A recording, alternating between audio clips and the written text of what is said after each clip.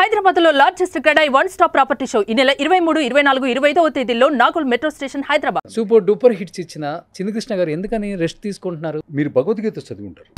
కానీ సినిమాలకు ఎందుకు దూరం అయ్యారు నా క్వశ్చన్. గంగా నదిలో నీళ్ళు ఎవరైనా తాగొచ్చు, మరి ఎందుకు మధ్యలో తాగటం మానేశారు? శ్రీరామచంద్రుడు కూడా అయోధ్యను వదిలిపెట్టి కొన్ని సంవత్సరాలు అడవుల్లో ఉన్నాడు. ఉత్తరేసి కూడా అన్నం పెట్టలేదు అని ఎందుకు అనాల్సి వచ్చింది? ఇన్ఫ్లుయెన్స్డ్ బై సమ్వన్ అన్నారు. సినిమా పరిశ్రమ ప్లస్ రాజకీయము.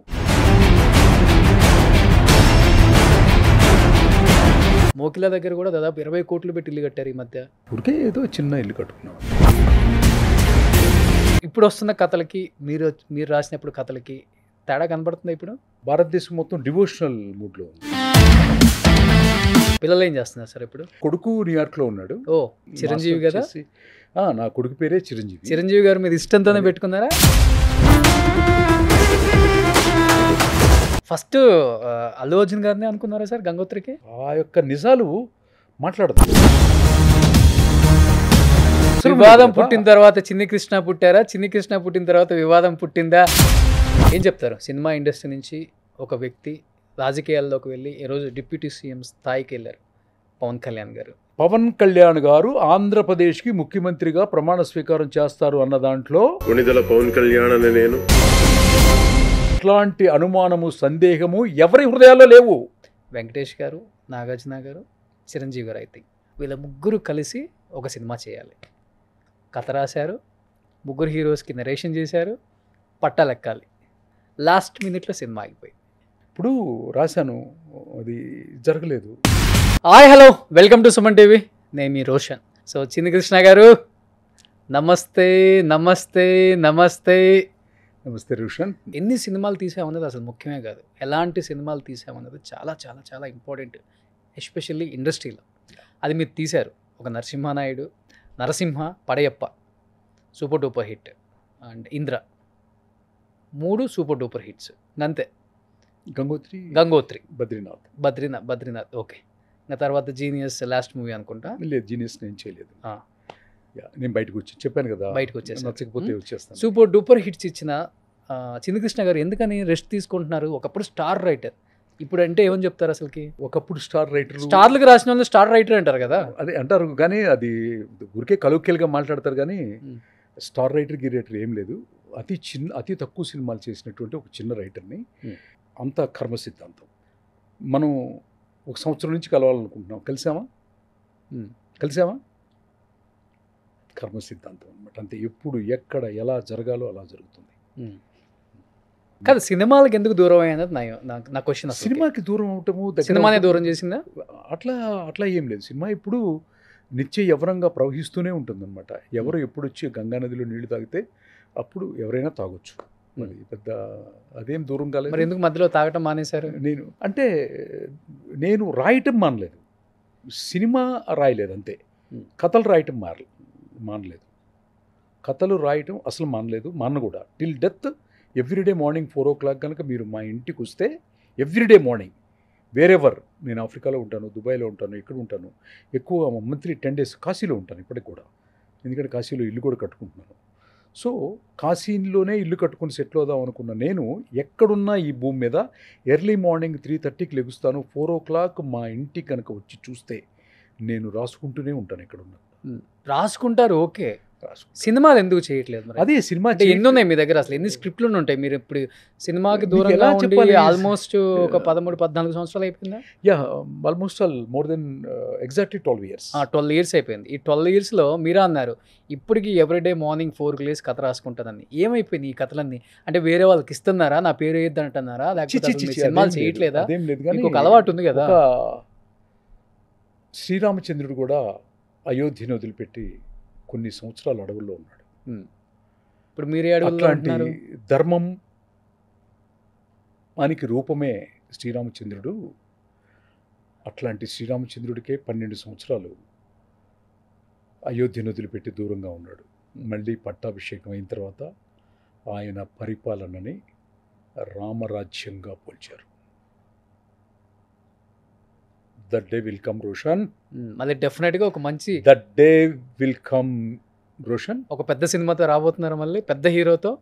అదే పెద్ద చిన్న డిసైడ్ చేసేది మీకు తెలుసో తెలీదో, మీరు కాంతారా చూసారా? చూసారా? అది పెద్ద సినిమానా చిన్న సినిమానా? అంటే బయటికి రావడం చిన్న సినిమా అని, ఆ. కానీ ఇప్పుడు ప్రపంచ స్థాయిలో కాంతారా గురించి Just మాట్లాడుకునే entire globe స్థాయికి మాట్లాడాలన్నమాట. సినిమా పెద్దదా చిన్నదనే కాదు, కాంతారా సౌండ్ ఇంకా వినపడుతూనే ఉంది. అవును. అంతకంటే పెద్ద సౌండ్ చేయాలి. అలాంటి సినిమా తీయాలన్నా, అంటే స్క్రిప్ట్ కూడా అలాంటిదేనా? ఏమక్కలేదు నాకెవరున్నారు, నాకు అన్నయ్య ఇళ్ళే కదా చిరంజీవి గారు. అంటే మీరు చిరంజీవి గారు మళ్ళీ చేస్తే బాగుంటుంది అనేది అడుగుతారేమో అనుకున్నాను. మీరు ఎలా Okay. ఉంటుంది అనేది, చేస్తే ఎలా ఉంటుంది? ఇందిరా 2 ఆహా, అసలు ఇందిరా 2 3 అనే కాదు. నాకు బాలకృష్ణ గారు చిరంజీవి గారు ఇద్దరు నాకు రెండు కళ్ళులాగా. నేను ఎప్పుడు డైలీ వాళ్ళని దండం పెట్టుకుంటాను. బాగా మనసులో ప్రే చేస్తాను నేను. నాకు ఇద్దరు చాలా చాలా బాగా పరిచయం. వాళ్ళిద్దరుతో నేను కలిసి పనిచేశాను. ఒకటి మాత్రం చెప్తాను రోషన్, కాంతారాలో హీరో ఎవరు? రిషబ్ శెట్టి. మనకి మీరు అంతకుముందు ఎప్పుడైనా చూసారా? చూశాను. అంతకుముందు ఎప్పుడైనా అతని సినిమా చూసారా? కాంతారా కంటే ముందు చూడలేదు. ఎంటైర్ ఆంధ్రప్రదేశ్లో దాదాపు సినిమా వాళ్ళు కూడా ఎవరు చూడలేదు. డైరెక్టర్ని చూడలేదు. మ్యూజిక్ డైరెక్టర్ని వినలేదు. మనము చూడని హీరో, మనము చూడని డైరెక్టరు, మనము వినని సంగీతం మన దగ్గరికి వచ్చి నార్త్ ఇండియా వెళ్ళి నార్త్ ఇండియాలో ఒక సెన్సేషన్ క్రియేట్ చేసి, ప్రపంచం మొత్తంలో సెన్సేషన్ క్రియేట్ చేసి దాదాపు 500 కోట్ల రూపాయలు కలెక్షన్ వచ్చింది. అవునా కదా? ఎందుకు వచ్చింది? కథ సోల్, ఆత్మతో కథని ఆవిష్కరించారు కాబట్టి వచ్చింది. మళ్ళీ చెప్తున్నాను, హీరో ఎవరో తెలీదు, డైరెక్టర్ ఎవరో తెలీదు, కానీ కథ మాట్లాడుతుంది, కథ సౌండ్ చేస్తుంది, కథ సెన్సేషన్ క్రియేట్ చేస్తుంది. కానీ మీరు అన్నట్లుగానే ఇప్పుడు మీరు అదే చిరంజీవి ఆ గారు హీరోని, ఆ డైరెక్టర్ని వాళ్ళ గురించి మాట్లాడుకుంటున్నాం, కానీ ఆ రైటర్ గురించి మాట్లాడుకోవట్లేదు. చూడండి. ఎస్. ఇప్పుడు మళ్ళీ పాయింట్కి వస్తున్నాం. అట్లాంటిది మెగాస్టార్ చిరంజీవి గారే మళ్ళీ ఆత్మ ఉన్నటువంటి ఇంకొక కథలో చేస్తే, ఆత్మ ఉన్నటువంటి ఇంకో కథలో గనక వర్క్ చేస్తే, కాంతారాలు కాదు, కాంతారా ఉందా? పెన్నుకింగా ఆ పవర్ ఉందా? ఏం అక్కర్లేదు.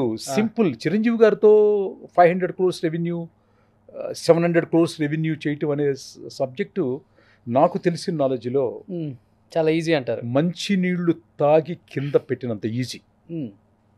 ఎంత ఈజీ?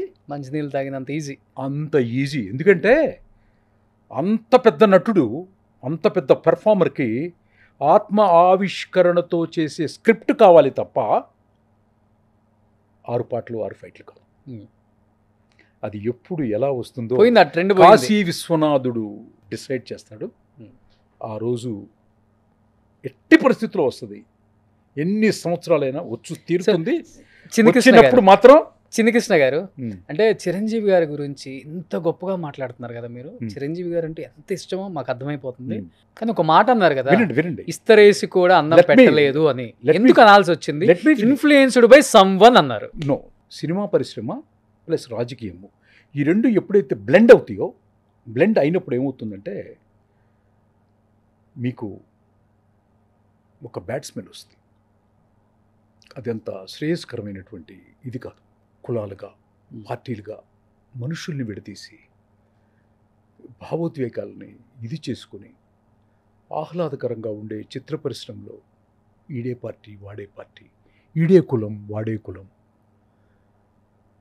హ్యూమన్స్ అంతా పోయింది, రచన పోయింది, క్రియేటివిటీ పోయింది. ఏంటి ఎప్పుడైతే పాలిటిక్స్ ఎంటర్ అయిపోయిందో, ఎక్కడైతే ఎంటర్ అయిపోద్దో, ఎక్కడైనా సరే మీరు గుర్తుపెట్టుకోండి, ఎవరైనా సరే కానివ్వండి, ఎక్కడైనా కానివ్వండి, రెండు బ్లెండ్ అవ్వవు, రెండు బ్లెండ్ చేయొద్దు. ప్రేక్షకులకి నేను చెప్పేది ఏంటంటే, రెండింటినీ కలిపి మీరు ఎప్పుడూ చూడకండి. రెండు కలిపిన అన్నయ్య కూడా, చిరంజీవి గారు కూడా, to be frank with you, అవి మాట్లాడొద్దని చాలాసార్లు చెప్పారు రాజకీయాలు.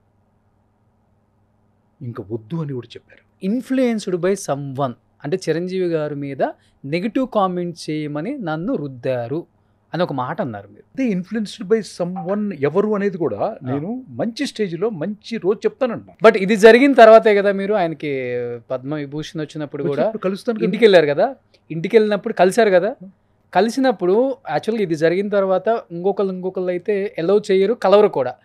ఆయన కలిశారు అంటే ఆయన గొప్పతనం అని చెప్పుకోవచ్చా, లేకపోతే మీ మంచితనం చెప్పుకోవచ్చా? అంటే నేను రైటర్గా నేను ఆయన్ని పద్మవిభూషణ్ వస్తే కలవటానికి నేను ఎప్పుడైనా వెళ్తాను. వెళ్ళారు, ఓకే, ఇప్పుడైనా వెళ్తాను. ఇప్పుడు మీ స్టూడియో నుంచి డైరెక్ట్గా వెళ్తాను. What is objection? ఏమి ఉండదు అసలు. బట్ అది జరిగిన తర్వాత అప్పుడే కదా, అది జరిగిన తర్వాత ఫస్ట్ కలవటం అదే కదా అయింది. మీరు పెళ్ళిలో కలిశాను, అది పెళ్ళిలో కలిసేలేదు, కలిశాను. నా కూతురు పెళ్లికి వచ్చారు, ఇంటికి వెళ్ళటం వేరు. అది కాదు, అది వేరు. Political and don't mix the family life. ఇప్పుడు I have my own family life, I have the relationship with the అన్నయ్య. దాన్ని చిలువల పలుగా మాట్లాడాల్సిన అవసరం లేదు. చిన్ని గారు అంటే అది జరిగిన తర్వాత ఇంటికి వెళ్తే ఆయన అంత గౌరవంగా మిమ్మల్ని రిసీవ్ చేసుకొని డోర్ ఓపెన్ చేశారు కదా, మీకు ఇచ్చిన భరోసా లేకపోతే మీతో మాట్లాడిన మాటలు అంటే ఏమని చెప్తారు? చాలా కంఫర్టబుల్గానే మేము ఇద్దరం 1-to-1 మాట్లాడుకున్నాం. అది ఓపెన్గా మాట్లాడుకోవాల్సిన విషయాలు కాదు. అది అంటే మీ సినిమా కెరీర్ గురించి మళ్ళీ వర్క్ చేద్దామని కూడా అన్నయ్య. సో నెక్స్ట్ ఎలాంటి స్టోరీలు రాస్తున్నావు, ఎలాంటి సినిమాలు తీస్తే బాగుంటుంది, ఇంకా ఎలాంటి కొత్త స్టోరీలు రాసావు, ఏమన్నా ఒకటి చెప్తే వింటారు, ఇలాంటివి ఉంటాయి కదా. సినిమా వ్యక్తుల మధ్య ఇంతకన్నా ఎక్కువైతే ఉండదు సంబంధం, ఇంకా అంతే కదా. నాకు పెద్ద నీ అంత నాలెడ్జ్ నాకు ఉండదు కదా రోషన్. నీకున్నంత ఎక్స్పీరియన్స్ నాకెంత ఉంటుంది? చిన్ని కృష్ణ గారు, నేను కాశీలో ఉంటున్న వాడిని, నువ్వు హైదరాబాద్ లో ఉంటున్నావు కాబట్టి నీకున్న నాలెడ్జ్ నాకు ఖచ్చితంగా ఉండదు కదా. కాదు, ఇప్పుడు మీరు హైదరాబాద్లో ఉండట్లేదా? ఆల్మోస్ట్ ఆల్ కాశీలో ఉన్నాను ఎక్కువ. ఎందువల్ల? ఊరికే నాకు ఇష్టం కదా. అంటే Kashi is the second town. ఇల్లు కట్టేసుకున్నారు అక్కడ? కడుతున్నాను. బట్ అంటే చాలా తక్కువ సినిమాలు చేశారు, ఫైనాన్షియల్గా పీక్లోకి వెళ్ళిపోయారు, కోట్ల రూపాయలు సంపాదించారు చిన్ని కృష్ణ గారు అనేది ఒక టాక్. అబద్ధం. ఎందుకంటే ఇక్కడ మన మోకిలా దగ్గర కూడా దాదాపు 20 కోట్లు పెట్టి ఇల్లు కట్టారు ఈ మధ్య. అదేం లేదు, ఊరికే ఏదో చిన్న ఇల్లు కట్టుకున్నాం అంతే. బట్ ఇప్పటికి మీలో అయితే ఏం చేంజ్ రాలేదు. చిన్ని కృష్ణ గారు బాగా మెయింటైన్ చేస్తున్నారు. ఎలా మెయింటైన్ చేస్తున్నారు? ఏంటి డైట్ ఏంటి, సీక్రెట్ ఏంటి అసలుకి? ఏం లేదు సీక్రెట్. 50+ కూడా బాగా ఏం లేదు. 29 ఇంద్రాకి కథ రాసేటప్పుడు ఎలా ఉన్నారో అలానే ఉన్నారు. ఏం అలా ఏం లేదు, కానీ జస్ట్ యోగా చేస్తాను మార్నింగ్ టైము అంతే, ప్రాణాయామం చేసుకుంటాను. సరే, ప్రాణాయామం చేసి యోగా చేసి మాత్రం మెయింటైన్ చేస్తున్నారంటే గ్రేట్ కదా. రకరకాలుగా కష్టపడుతున్నారు అందరూ కూడా. ఇప్పుడు వస్తున్న కథలకి మీరు రాసినప్పుడు కథలకి తేడా కనబడుతుంది ఇప్పుడు? ఏముంటే పెద్ద మార్పులు ఏముంటే పెద్ద ఇదే ఉంది, ఏం లేదు. ఇప్పుడు కొంచెం భారతదేశం మొత్తం డివోషనల్ మూడ్లో ఉంది. అంటే ఒకప్పుడు మేము కాశీ గురించి ఎట్లా అయితే చెప్పామో ఇప్పుడు కొంచెం ఎక్కువైంది. బద్రీనాథ్ గురించి అట్లా నేను ప్రతిదీ కూడా డివైన్గానే చెప్తాను. టిల్ మై డెత్ నాకు డివైనిటీ అనేది నాకు చాలా ఇష్టం. ఓకే, డివైనిటీ లేకుండా నేను కథ రాయను, ఎందుకంటే భగవంతుడు లేకుండా మనం లేవనేది నేను పూర్తిగా నమ్ముతాను. సో డివైనిటీ లేకుండా ఇప్పుడు అందరూ చేస్తున్నారు ఆ పని, అంతే. That's all. అంటే ఒక రకంగా చెప్పాలంటే ఇంద్రా తీసిన టైంకి మిమ్మల్ని ఇన్స్పిరేషన్గా తీసుకొని కూడా ఇండస్ట్రీకి వచ్చిన చాలామంది రైటర్స్ ఉండి ఉంటారు. మేబీ ఇప్పుడు మీరు లైమ్లైట్లో లేరు కాబట్టి మీ పేరు చెప్పుకోలేక చెప్పుకోకపోకుండా కూడా ఉంటారు కూడా చాలామంది. నేను పెద్ద పట్టించుకోను, నేను అసలు ఉండను, సోషల్ మీడియాలోనే ఉండను కదా. ఏం చూస్తారు మరి? ఎక్కువ నేను చదువుకుంటాను, రాసుకుంటాను, అబ్జర్వ్ చేస్తాను అంతే. తమిళ సినిమాలు చూస్తాను ఎక్కువ. నేను తెలుగు చూడండి, మలయాళం చూస్తాను, తెలుగు చూస్తాను అప్పుడప్పుడు. మంచి సినిమా వచ్చి. బట్ తర్వాత రైటర్స్ మొత్తం కూడా డైరెక్టర్స్ అయిపోయారు. కొరటాల శివ గారు కావచ్చు, ఆల్మోస్ట్ అందరూ అయ్యారు కదా. మీరు కూడా అవుదాం అనుకున్నారు.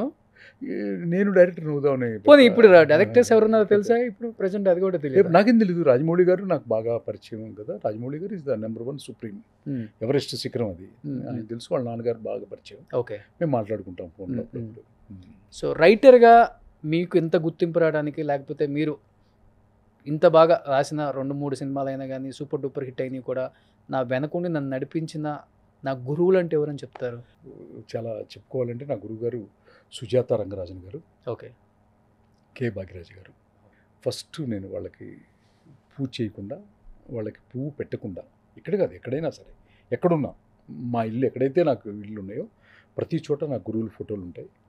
నా గురువులకి నిత్యం పూజ చేస్తూ వాళ్ళ దగ్గర నుంచి వచ్చిన చిన్న చిన్న ఆలోచనలు, చిన్న చిన్న వాళ్ళు నేర్పించినటువంటి చిన్న చిన్న పాఠాలే కదా రాస్తాం మనం. అవును. అదే మరి నా గురువు అంటే నాకు చాలా ఇష్టం కదా. నా Great. దైవంతో సమానం నా గురువు. పిల్లలు ఏం చేస్తున్నారు సార్ ఇప్పుడు? పిల్లలు కొడుకు న్యూయార్క్లో ఉన్నాడు, ఓ ఒక ఇంజనీరు సివిల్. చిరంజీవి మాస్టర్ కదా? చేసి, నా కొడుకు పేరే చిరంజీవి. చిరంజీవి గారు మీద ఇష్టంతోనే పెట్టుకున్నారా? నాకు తెలుసు కదా అన్నయ్యకి, అన్నయ్యకి నా కొడుకు పేరు ఆయన పేరే పెట్టుకున్నానని తెలుసు. Hmm. చిరంజీవి గారికి కూడా తెలుసు. నా కొడుకు పేరు చిరంజీవి సాయి. ఓకే, చెన్నైలో పుట్టాడు. వాడు ఇప్పుడు న్యూయార్క్లో ఒక పెద్ద ఇంజనీర్. వాడు ఓకే, ఒక డ్యామ్ వర్క్లో ఉన్నాడు. న్యూయార్క్లోనే. Super, great. ఒక 40 మంది వాడి కింద సివిల్ ఇంజనీర్స్ వర్క్ చేస్తున్నారు. Is a 26 years old boy. పాప? పాపకి పెద్ద పాపకి పెళ్ళైంది. Hmm. రెండో పాప డల్లాస్లో ఉంది, ఫైనల్ ఇయర్ చదువుతుంది. రేపు డిసెంబర్లో కన్వకేషన్. ఫస్ట్ టైం యూఎస్ వెళ్ళబోతున్నాను. సో పిల్లలందరూ యూఎస్లోనే ఉన్నారు. Total happy life. సో అసలు నాకు సంతోషానికి దుఃఖానికి తేడా తెలియదు. నేను ఇది చేశాను కదా, ఇది రోషన్ ఎందుకు చేయలేదు అనుకునే వయసులో ఉండేవాడిని. ఓకే, ఇప్పుడు రోషన్ నాకు ఎందుకు చేయాలి అనుకున్న డైమెన్షన్కి వచ్చాను అనమాట. ఓకే, అది రూపాంతరం చెందుతాం కదా మనం వయసును బట్టి. అంతే. నాకు ఇప్పుడు దుఃఖం లేదు, సుఖం లేదు. జీవితం చాలా నేర్పింది సార్ మీకు. గురువులు, పెద్ద పెద్ద స్పిరిచువల్ గురువులు కాశీలో ఉన్నారు. నాకు త్రయంబకేశ్వర్లో ఇంకో గురువు గారు ఉన్నారు. ఓకే, అని వాళ్ళంతా నేర్పించింది అనమాట. సో బట్ మీ బాబు గణేష్నాథ్ మహారాజ్ గారు అని ఒక ఆయన ఉన్నారనమాట. నాకు త్రయంబకేశ్వరంలో ఆయన క్షేత్రపాలకుడు. ఆయన నాకు నేర్పించిన చాలా విషయాలు ఉన్నాయి. ఆయన నాకు స్పిరిచువల్ గురువు. ఆయన చాలా విషయాలు చెప్పారు నాకు. అప్పటి నుంచి ఏంటంటే నాకు పెద్ద, నువ్వు నన్ను తిట్టావు అనుకో, ఎరా ఎదవా అన్నావు అనుకో, సపోజ్ నువ్వు నాకు, నేను ఎదవను కాదు కదా, నేను రియాక్ట్ అవ్వను. ఏంటి సార్ మీలో ఇంత మార్పు? ఇంత మార్పు ఏం లేదు, అది నిజం కదా. అంటే యాక్చువల్గా ఇండస్ట్రీలో లేకపోతే కొంతమంది వ్యూయర్స్కి మీ మీద ఒక మైండ్, ఒక రకమైన ఆలోచన ఉంటుంది. ఒక రకంగా ఆలోచిస్తుంటారు, కొంచెం హైప్ చేసి మాట్లాడుకుంటారు, సెల్ఫ్ డబ్బా ఎక్కువ, సినిమా హీరో కన్నా డైరెక్టర్ కన్నా ఆయనకి ఎక్కువ క్రెడిట్ రావాలని కోరుకుంటారు. అలాంటి నేచర్ చిన్న కృష్ణ గారి అనేది ఒకటి బయట ఉంది. బట్ నిజంగా ఈరోజు మాట్లాడే చిన్న కృష్ణ గారిని చూస్తుంటే బయట చాలామంది చూసే వాళ్ళకి మొత్తం మారిపోద్ది. వాళ్ళకి బయట అనేది సొసైటీ కదా, సొసైటీ గురించి మనకు అసలు చాలా అనవసరమైన సబ్జెక్ట్. నాకు అసలు నేను అసలు వాళ్ళు మంచి అనుకున్నా పట్టించుకోను, చెడు అనుకున్నా ప్రాస్పెక్టివ్ పట్టించుకోను. మార్చుకుంటారు కూడా పెద్ద పెద్ద మీద. నేను అసలు ఏం నేను పట్టించుకోవాలి కదా ముందు. నేను నా గురించి ఏమైనా కామెంట్ పెట్టాను, ఇప్పుడు ఇంటర్వ్యూ అయిన తర్వాత నా గురించి కామెంట్ పెట్టాను, కామెంట్ నేను చదవను కదా. చదవకపోతే తనకు వేస్ట్ అవుతుంది టైము. ఓకే, అంతే కదా. నా గురించి అతని లైఫ్లో నుంచి ఒక సెకండ్ 1 minute తీశాడు కదా, పాపం ఆ టైంలో అతని గ్రోత్ గురించి ఆలోచిస్తే బాగుండేది అనుకుంటాను నేను. సో స్పిరిచువల్గా ఎక్కువ ఇప్పుడు మీరు ఆ జర్నీ ఎక్కువ చేస్తున్నారు. స్పిరిచువల్ లేదు, నిజం. అది నాకు తెలియటానికి ఆలస్యమైంది అంతే. నిజం ఒకటే, అది నాకు తెలియటానికి ఆలస్యమైంది అంతే. మీరు అన్నారు ఇప్పుడు కష్టానికి సుఖానికి రెండింటికి తేడా తెలియట్లేదు నాకు అని. ఇప్పుడు మీ పక్కన తోడుండి మిమ్మల్ని ముందుకు నడిపించేవాళ్ళు, లేకపోతే కష్ట సుఖాలలో పాలు పంచుకునే వాళ్ళు ఎవరైనా భాగస్వామి ఉన్నారా సార్? నాకు ఎందుకుంటారు, నా ఫ్యామిలీ అంతా నాకు వాళ్ళు యూఎస్లో ఉన్నారు కదా. ఉన్నా కూడా రెగ్యులర్గా మార్నింగ్ 4:30కి మాట్లాడుకుంటాం, ఈవినింగ్ మాట్లాడుకుంటాం. నా చెల్లెలు, నా బావ, నా చెల్లెలు పిల్లలు, మాదొక పెద్ద హ్యూజ్ ఫ్యామిలీ తెనాల్లో మాది. మా అన్నలు, మా వదిళ్ళు, మా అన్న పిల్లలు, మొత్తం మాది ఒక పెద్ద సముద్రం, పెద్ద ఫ్యామిలీ మాది. మీ తర్వాత బాబు ఏమన్నా అవకాశం ఉందా సార్ హీరోగా ఎంట్రీ ఇచ్చే అవకాశం? ఎందుకంటే చిరంజీవి వస్తున్నారన్న టాక్ ఎక్కువ నడిచింది ఆ టైంలో. లేదు లేదు లేదు లేదు వాడు యాక్ట్ చేశాడు బద్రీనాథ్లో, అల్లు అర్జున్ చిన్నప్పుడు రోల్ కదా, చేశాడు. చాలా మంచి యాక్టర్ కదా. వాడికి ఇంట్రెస్ట్ ఉండాలి కదా. సో మీ ఆలోచన బద్రీనాథ్లో బాబుతో చేయించాలని? నా ఆలోచన ఏం లేదు. అది వాడు చిన్నప్పటి నుంచి డాన్స్ బాగా చేస్తాడు, మార్షల్ ఆర్ట్స్, వియత్నాం వెళ్ళి ఫైట్స్ నేర్చుకున్నాడు వాడు చిన్నప్పుడే. వాడు ఓకే, ఏముంది పెద్ద, అది ఊరికే చిన్నపిల్లలు మన ఇంట్లో యాక్ట్ చేస్తారు, డాన్స్ చేస్తుంటారు అనుకో నీ పిల్లలు, అదే ఉంది. నువ్వు సినిమాలో యాక్ట్ చేస్తుంటారు, అది పెద్ద ఇష్యూ ఏం కాదు. వాడికి ఉండాలి కదా ఇంట్రెస్ట్. ఓకే, సినిమా ప్యాషన్ కదా. ఓకే, బాబుకైతే ఇంట్రెస్ట్ లేదు. చిన్నకృష్ణ గారు ఏమైనా సినిమాల్లో యాక్ట్ చేసే అవకాశం ఉందా మీరు? నేనా? లేదు, వినిపిస్తుంది అక్కడ ఇక్కడ. లేదు అదే లేదు, అవన్నీ వినొద్దు, అవన్నీ కనొద్దు. అసలు తెలుగు చలనచిత్ర పరిశ్రమ ఎవరెస్ట్ శిఖరానికి తీసుకెళ్ళినటువంటి రాజమౌళి గారు, నాన్నగారు విజేంద్ర ప్రసాద్ గారు నాకు అన్నగారు లాగా. సో మిగతా వాళ్ళందరూ కూడా అట్లా వ్యవసాయం చేసి అద్భుతంగా, ఒక కేజీఎఫ్ ప్రశాంత్ నీల్ గారు లాగా, ఒక సుకుమార్ గారు లాగా, పుష్ప, సందీప్ రెడ్డి వంగ, అర్జున్ రెడ్డి లాంటి ఒక అద్భుతమైనటువంటి సినిమాలు. ఆత్మావిష్కరణతో కథలు రాసి దర్శకత్వం చేసే ఒక జాతి ఉందే, ఆ జాతి అంటే నాకు చాలా గౌరవం. వాళ్ళు చాలా గొప్ప శ్రమజీవులు. అవును. అల్లు అర్జున్ గారు బన్నీ మీ ఫేవరెట్ హీరో. ఓకే, తన ఫస్ట్ ఫిలిం నాకు రాసే అవకాశం ఆ భగవంతుడు, ఆ గంగమ్మ తల్లి నాకు కలిగించింది కాబట్టి. కొంగర సుధ గారు, వీళ్ళంతా కూడా సోల్తో ట్రావెల్ అవుతారు. అవును. ఆత్మ ఆవిష్కరణ అంటే నాకు ఇష్టం. ఎందుకంటే నేను నేర్చుకుందే అది, నాకు వచ్చిందే అది. నాకు వచ్చిన పని, నాకు తెలిసిన పని నేను చేయట్లేదు, ఇంకొక నలుగురు ఎదురొచ్చి చేస్తున్నప్పుడు నాకు ఆనందంగా ఉంటుంది, పరవశించిపోతాను. అవి మాట్లాడుకుంటే మన చలనచిత్ర పరిశ్రమ బాగుంటుంది. కానీ రోషన్ ఎప్పుడు కూడా మెచ్యూరిటీ లెవెల్ ఎప్పుడు కూడా ఈ ప్రకృతి మన ఇంటర్వ్యూని చూస్తూ ఉంటుంది కదా. డెఫినెట్గా చూస్తుంది. ఓకేనా? ఇది చూస్తున్నప్పుడు వీళ్ళు నెక్స్ట్ లెవెల్ గురించి థింక్ చేస్తున్నారా, లేకపోతే మనం తిన్న ఆహారం ఒక షిట్గా బయటకు వస్తుంది కదా, తినబోయేది ఆలోచిస్తున్నారా, షిట్ గురించి మాట్లాడుకుంటున్నారా అనేది చూస్తూ ఉంటారు. సో మనం ఎప్పుడు కూడా ఈ యొక్క పవిత్రమైనటువంటి ఈ చలనచిత్ర పరిశ్రమని దీన్ని నెక్స్ట్ లెవెల్కి తీసుకెళ్ళి, ఇంకా ప్రభాస్ గారు చూడు, ఇప్పుడు ప్రపంచం మొత్తం ఎంత పెద్ద హీరో, ఎంత పెద్ద పెర్ఫార్మరు, ఎంత పెద్ద ఇది, మన మధ్య తిరిగిన వ్యక్తి కదా. డార్లింగ్ ఒక భగవత్ స్వరూపుడు నా దృష్టిలో. అట్లా నెక్స్ట్ లెవెల్కి తీసుకెళ్తున్న నెక్స్ట్ లెవెల్ని తీసుకెళ్తున్న వ్యక్తుల్ని మనం ఎక్కువ మాట్లాడితే, ఈ ఇంటర్వ్యూ చూస్తున్నటువంటి ప్రతి కుర్రవాడు, ప్రతి సినిమాకు వచ్చే ప్రతి ఒక్కడు ఏంటి దాన్ని ఫాలో అయితే, రోషన్ ఏమి ప్రశ్నించాడు, ఏమి గొప్ప విషయాన్ని రాబట్టాడు, ఒక రచయిత దగ్గర నుంచి, ఒక ఆధార్ దగ్గర నుంచి ఎంత ఇన్పుట్ తీసుకున్నాడు అన్నది చాలా వాల్యూగా ఉంటుంది. ఇప్పుడు మీరు చెప్పారు కదా ఫస్ట్ సినిమా అన్నారు గంగోత్రి, ఇప్పటికీ మర్చిపోలేము ఆ సినిమాని. నిజంగా అలాంటి సినిమా హీరో అల్లు అర్జున్ని ఏమి హీరోరా అన్న వాళ్ళే హీరో అంటే ఇతనే కదా అనే స్థాయికి వచ్చేసారు. ఈరోజు pan India, pan world, international స్థాయికి వెళ్ళిపోయారు పుష్పతో. ఎలా అనిపిస్తుంది అక్కడి నుంచి ఇక్కడికి అల్లు అర్జున్ గారిని మీరు ఇలా చూశారు? నాకు గీతాడ్స్ కానీ, అరవింద్ గారు కానీ, దత్తు గారు కానీ నాకు చాలా ఇది. గంగోత్రి రాసినప్పుడు కూడా నాకు బాగా రాఘవేంద్రరావు గారు, అన్నిటికంటే ముఖ్యంగా చెప్పుకోవాల్సింది కె రాఘవేంద్రరావు గారు.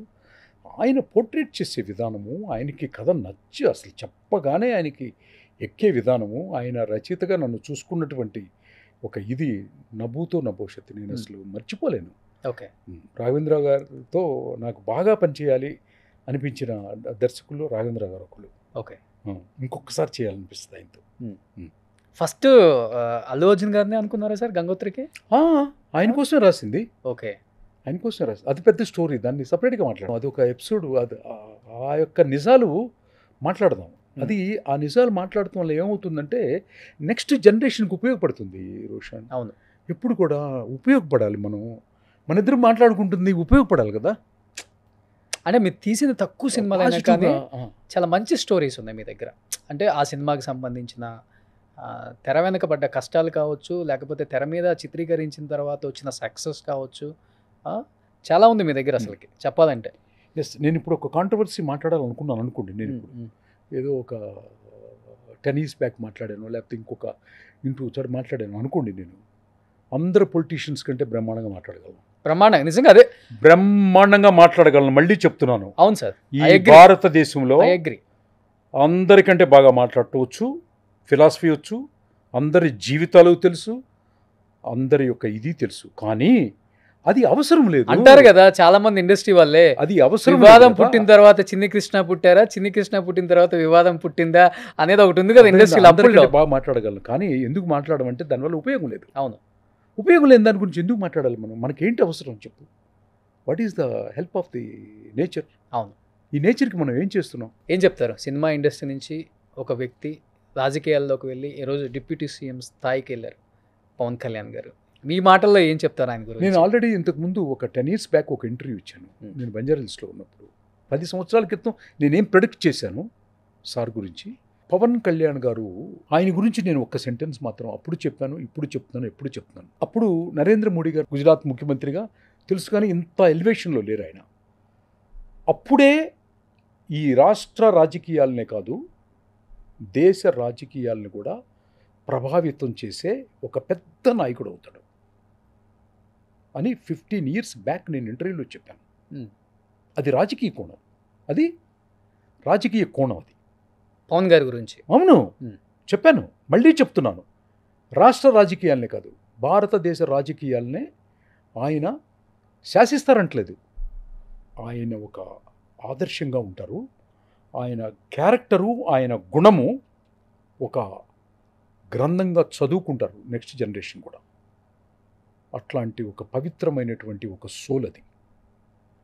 ఆ soul is going to rule.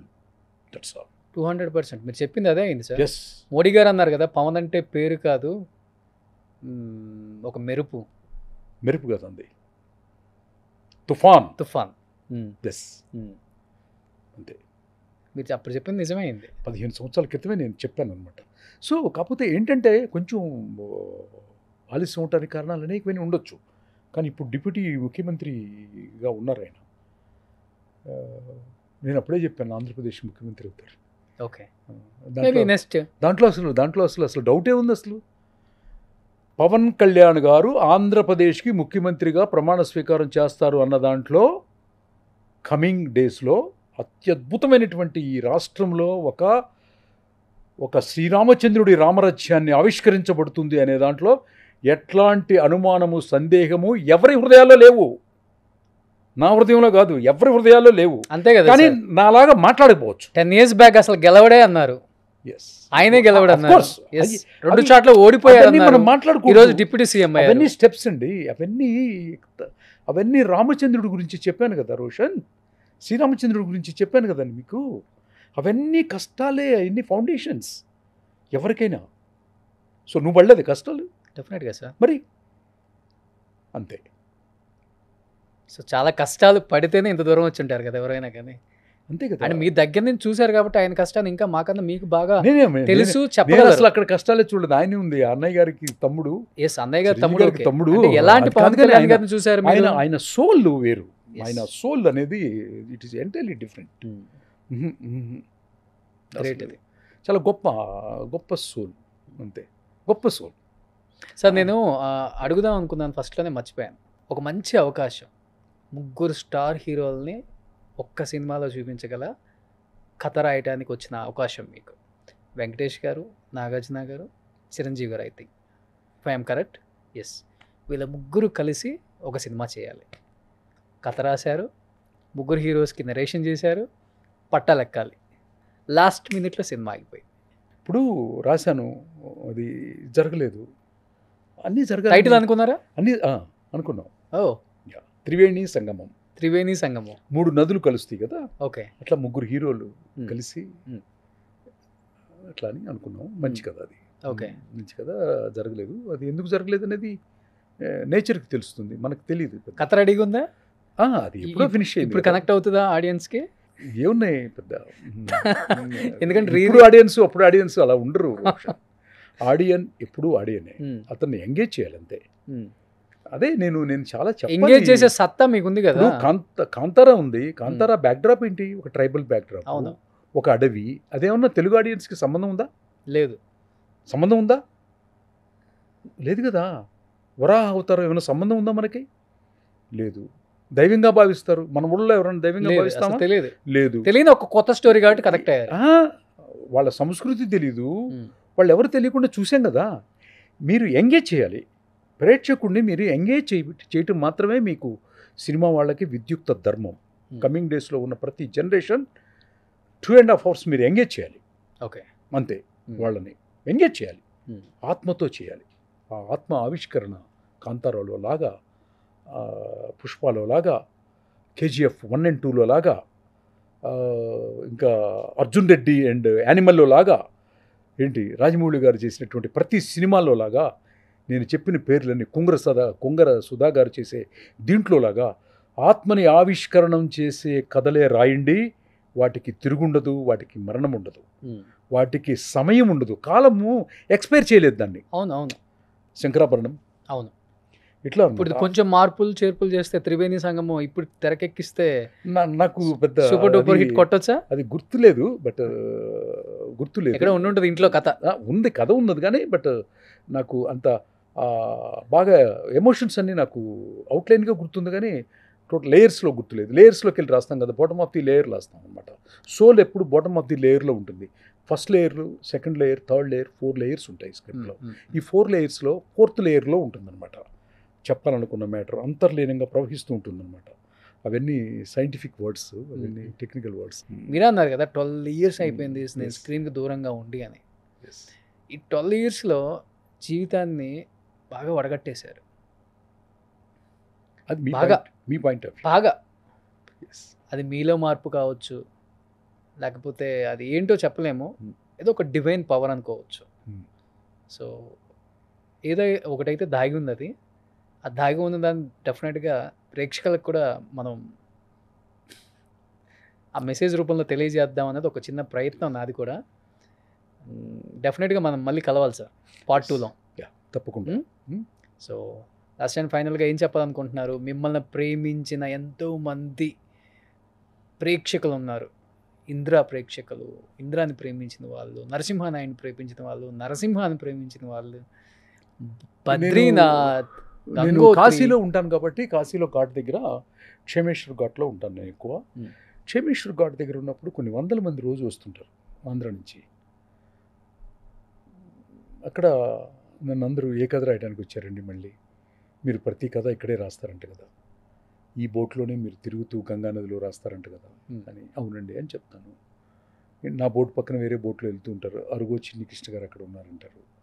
So నాకు కాశీకి, ఆ గంగమ్మ తల్లికి అనుబంధంతో నన్ను కాశీలో చూసిన ప్రతి ఒక్కళ్ళు కథ రాస్తానికే వచ్చారనుకుంటారు. కథలే రాస్తాను కాబట్టి నేను అందరికీ ఏం చెప్తానంటే,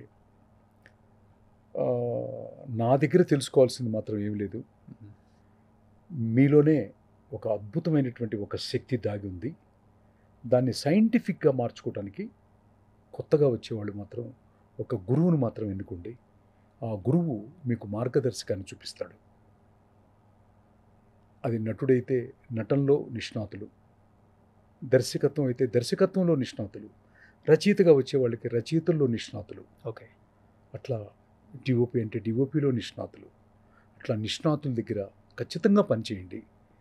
తెలుసు అని మాత్రం అనుకోకండి. గురువు లేని విద్య ఖచ్చితంగా గుడ్డిదే బట్ ఇప్పుడు ఎక్కడ చేయకుండా అసిస్టెంట్ డైరెక్టర్గా అందరూ డైరెక్టర్స్ అయిపోతారు అని చెప్తూ గురువు కంపల్సరీ ఉండాలని, దాన్ని మ్యాండేటరీగా పెట్టుకోమని మాత్రం ఖచ్చితంగా చెప్తాను. Super great. నేనైతే ఈరోజు చిన్ని కృష్ణ 2.0 చూశాను. 3.0ని మళ్ళీ చూద్దాం. థ్యాంక్ యూ చిన్ని కృష్ణ గారు.